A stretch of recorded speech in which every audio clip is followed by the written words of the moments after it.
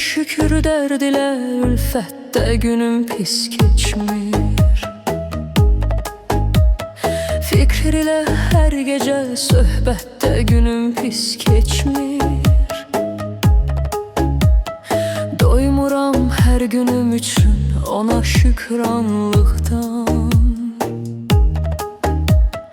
Razıyam Rabbime minnette günüm pis geçmir.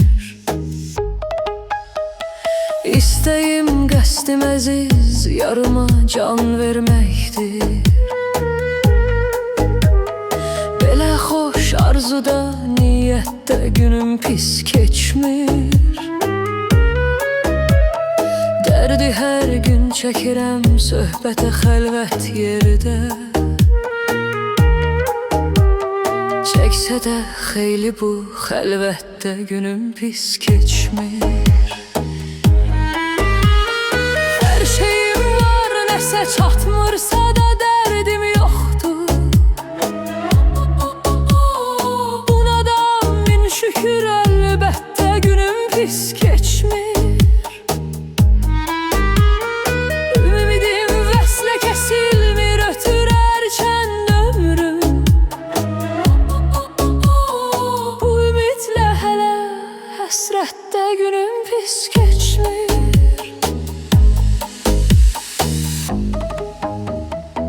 Mənə divanə deyirlər tanıyanlar ancaq, elə ariflərə nisbətdə günüm pis keçmir.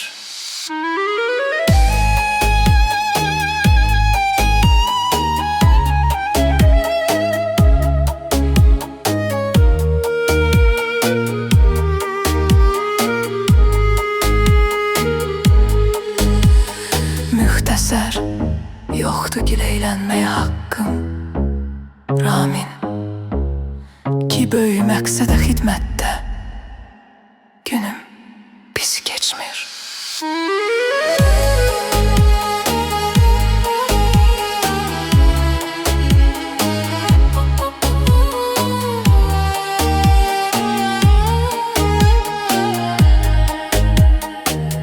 Yoxdur heç nə bir